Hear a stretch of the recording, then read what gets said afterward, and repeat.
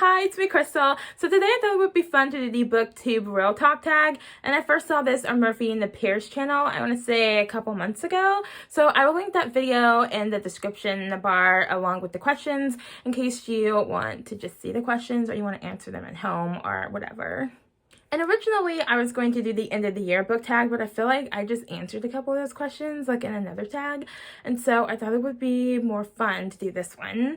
And isn't that why I do everything? Because I think it'll be fun.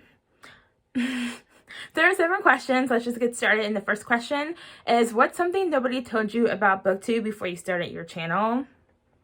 I mean, nothing. Like, nobody told me anything. And when somebody finally told me something, I'd already started my channel. And I kind of just started the channel on a whim. Like, I just decided that I was going to film a video and post it. And originally, I didn't even really have like a BookTube specific channel. I wanted to make some videos about like writing and some videos about books and do some unboxing videos. And I thought it would be fun. Again, that's why I do everything. So I didn't know to even ask about anything. I was mostly concerned with how am I going to edit this video. That's all I was concerned about. So I guess something nobody told me is how easy it is to use iMovie, which I found out when I started using it. Okay, question 2 is, what is your opinion on typical BookTube videos? Wrap-ups, TBRs, hauls, etc. I love typical BookTube videos. It's the content that I enjoy the most outside of, you know, like bookshelf reorganization videos, which I've been into for the last year or so. I really like watching people build their home libraries. I watched one a couple of days ago where this girl was just like doing the most, like painting the ceiling and like resanding the floor. It's like, I'm just like, wow, that's dedication. It's a lot of work. But I thought it was fantastic, and it looks so cozy, and it's so unique because she did everything like herself. And so, you know, she stained the bookshelves the color that she wanted, even though she said it was a pain in the butt, which it looks like a pain in the butt. But yeah, I mean, the end result is completely custom everything. It's amazing. But I love them because I like to see what books are out there that I haven't heard of.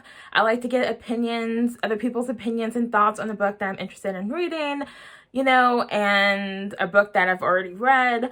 Sometimes I'm like, I want to watch somebody else talk about it. I just watched the vlog where somebody was reading the Shadow and Bone trilogy after they decided that they weren't going to read the books, and then they changed their mind and they did read the books and they loved them. And it was entertaining. You know, I just enjoy that. I don't really like reading vlogs in general, but it depends on how they're done. Like the way that channel does reading vlogs, she's like actually reading in the vlog and talking about what she's reading in the vlog. Sometimes people talk about what they're doing and I'm like, I don't really care what you're doing. I'm just here for the books. So I like reading vlogs when they're actually talking about the books that they're reading and doing updates on how they feel about the books, like as they're reading them, and like what they hope will happen and like what's going on. And I like that. But yeah, I like typical videos. That's how I find out about new books and stuff, which is why I'm here. So question 3 is, what is an assumption you had about BookTube before you joined? Was it proven to be correct or not? I mean, again, I started off with books and writing and miscellaneous unboxings, so my assumption in general was that it would be fun, and it is fun. I enjoy it, and if I'm kind of in a low mood, I can talk about books and I feel better, and it's fun. Now, the writing videos were not that fun, but other than that, I didn't really have any assumptions. I just thought it would be fun, so I wanted to see if it was fun. And I'm like, as long as it's fun, I'll keep making videos. That's all that matters. Question 4 is, what is something you've done that has actually helped you grow your audience? Nothing. Like literally nothing. I mean, I put a video out last year. I think it was the reading journal video. but I don't really look at my analytics very often because my channel like just didn't grow for a while, and I didn't want to be discouraged, so I just did not have it looking at it. So I didn't notice that my subscriber count had gone up for like a month. So I think it was that video.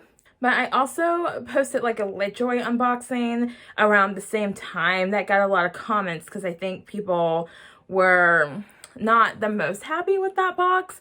And so like they were watching other people's videos and commenting on them. They were perfectly fine comments. Just it had more engagement than like most of my videos. So I don't know if that did it. And or if it was the reading journal video. So basically I've done nothing but make videos that I'm interested in, and then every once in a while somebody will subscribe. Hi, welcome. But other than that, like literally nothing. I don't have a lot of subscribers though. So question 5 is, what is a common mistake you see new booktubers making, or one that you made? So I don't see new booktubers making any mistakes that I can tell. I mean, I subscribed recently to a couple of new people and they're doing well. Their channels are kind of growing steadily. They get a lot of engagement. They're thriving and they're wonderful. But I guess as far as like mistakes that I personally made, I think that my channel was, the focus was split when I first started. And so like the writing videos did better than the book videos, but I enjoy making the book videos like a lot more. And part of that was because like the writing part of my life was kind of falling apart. Like I was burning myself out, and then I burned myself out again, and it was just like falling apart, and I didn't want to make writing videos. Also, I blogged about writing for several years.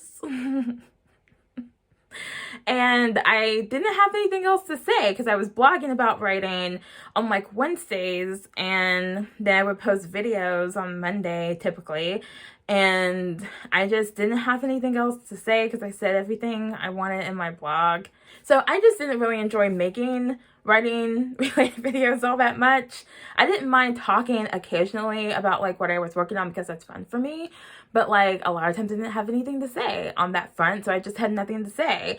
And then, like I said, I was burning myself out. I didn't want to talk about it anyway. And then I was already talking about my blog and I didn't want to repeat myself. But the writing videos I did make did a lot better than all the other content that I was making. But I just, like I said, I just wasn't enjoying that. And if I'm not having fun, then why am I here? So I think the mistake I made as far as the booktube part was my focus was just split at the beginning. And so that was a problem. You know, mistakes I've seen other tubers make is things like there's a problem with sound sometimes.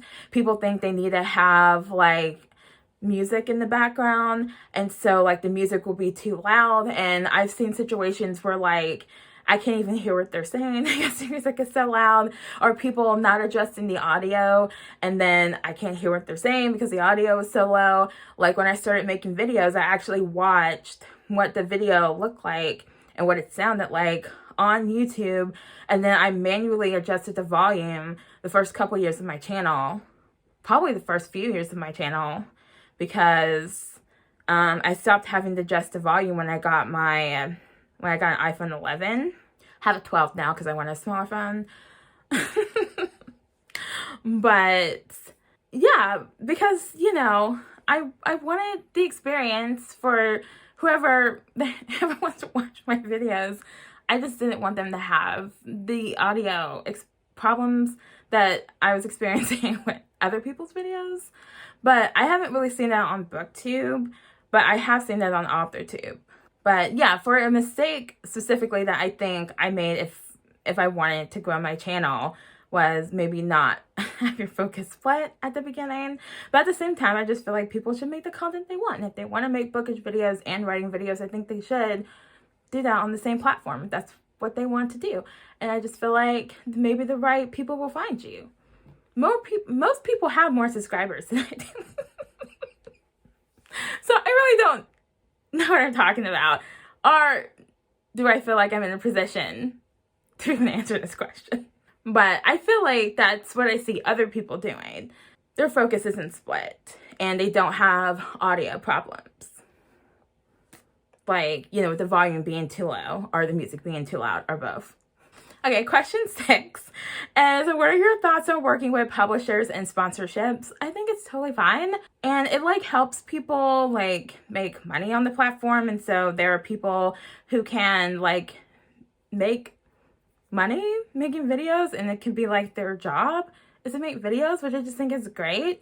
But I think it's totally fine. And I feel like, you know, it's a good way for like the audience to learn about other things. Like, for example, I used to be subscribed to a lot of finance channels, and one of them was sponsored by Glasses USA. And I wear contacts, but I have glasses for those times when I can't wear contacts, like if, you know, my allergies are flared up or I rip a contact or something. So last time I bought glasses from Glasses USA, and they were great. And one of my Booktube channels is also occasionally sponsored by Glasses USA, but I hadn't heard of them otherwise. I don't know. I didn't even think about buying glasses online, and they're literally probably the best glasses I've ever had. And I don't know if I would have heard of them otherwise if it wasn't for a sponsorship on a channel that I was watching. So I think it's great. The people can get paid to talk about other companies and publishers and books and whatever. The only problem I have with sponsorships and like people working with publishers is when they're told kind of what to say. And I know when they tell people what to say, they want people to touch on certain things, and sometimes people don't know what to say, and it kind of helps, you know. But the problem is that, like, for example, probably half of the booktubers that I'm subscribed to are sponsored by Book of the Month. And they all say like the same thing, except for one of them, when they talk about Book of the Month. And one of them, I think she realizes that there's like this repetition thing that's happening, especially when you talk about Book of the Month every single month. And so I've noticed that she specifically like will change up the words a little bit, which I appreciate as a viewer. And I know that not everybody is subscribed to, you know, several channels talk about Book of the Month. And I know that not everybody watches every single video that features like a Book of the Month sponsorship. But it's like when you do watch all those videos and you do see it across multiple channels, when people are saying the same thing, it's a little annoying, but I also just skip it. So it's not even a big deal. Like once I see the first Book of the Month, because I want to see what they have in general, just because it's a good way to learn about new books sometimes, and they're interesting. And I like the little punchy punchlines that they give for books. But once I watch one on one channel, I'll tend to skip the ones on the other channels that I'm subscribed to, just because it's a lot. But again, like, I understand why publishers want to reach out to multiple people, and I think they should reach out to multiple people because everybody's not subscribed to everybody. But yes, I think it's great. And yeah. The 7th question, the last question, is do you think Booktube is dying? No.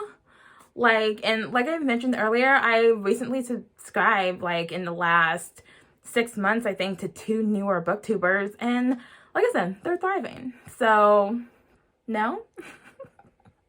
I'm kind of interested in why this is a question. But no, I mean, I see, like I said, I see newer channels doing well. I see established channels are doing well.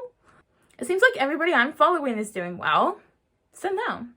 Like, things change. Like, I've noticed that there are a lot more reading vlogs in my feed than there were, like, you know, 4 or 5 years ago.